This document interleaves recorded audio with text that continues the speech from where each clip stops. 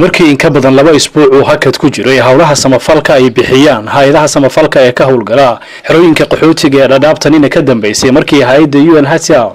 ay sheegtay in qaar ka mid ah shaqaalaha ka howlgala xarunta hay'adda UNHCR ee dhadhaab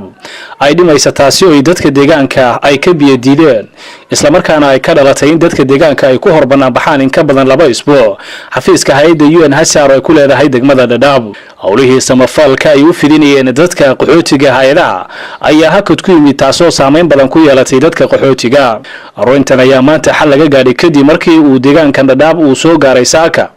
madaxa hay'adda UNHCR u qaabilsan arrimaha degdega ee dunida Axmed Warsame oraana ahaa madaxii hay'adda UNHCR ee dhadhaab isla markaana ay qayb ka hayeen socdaalka Axmed Warsame xildhibaanka laga soo doortay deegaanka dhadhaab Maxamed Daahiye Ducaale iyo waliba wafti kale oo ka socday hay'adda UNHCR iyo waliba dawladda dalka Kenya kulankaasi oo saacado qaatay kadib ayaa waxa si wada jira warbaahinta oo la hadlay madaxa hay'adda UNHCR arrimaha degdega ee dunida Axmed Warsame iyo xildhibaanka laga soo doortay deegaanka dhadhaab Maxamed Daahiye Ducaale waxaana hadaladoodii kamid ahaa ayagoo u dulqaateen 27 sano inay gacanta ku hayaan oo dhulkoodii iyo deegaankooda u fasaxeen qaxootiga tiraahdo waxaan ku daray mar kastaba intay dhibka u socday anaga deegaanka ahaan qaxooti inuu dhib gaaro maana rabin biyo looma diidin cunto looma diidin caafimaad looma diidin laakiin waxa kaliya deegaanka ay rabeen waxay rabeen arrintan in ay hesho mudnaantii ay u baahneed taana waa la helay wali kuma sii ayaga naftooda inay arrinta u hawlgalaan marka hore waxaan rabaa inaan iraahdo waxaan aad u faraxsanahay inaan ku soo noqdo dhadhaab oo aan horay uga shaqayn jiray anoo ah xafiiska madaxa xafiiskan hadda waxaan joogaa xarunta UNHCR Geneva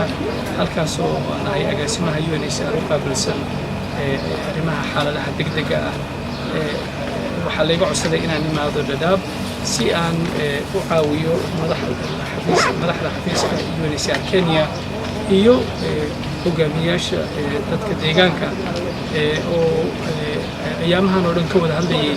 arrimo fara badan oo cabasho oo dadka ka imaanaysay waxaan ku faraxsanahay maanta inaan waxyaabo badan ka wada hadalnay rajo fiicanna waxaan ka qabnaa haddii la yiraahdo inaan maslaxad badan gaarno oo cabashada dadka aanu aad iyo aad u eegno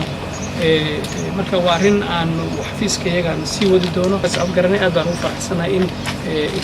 shirkan ugu horeeya iyo shalay mid ka dhacay Nairobi uu yahay bilaaw xiriir fiican oo na dhexmara waana sii socon doonaan ma aha wax maalin kaliya ku eeg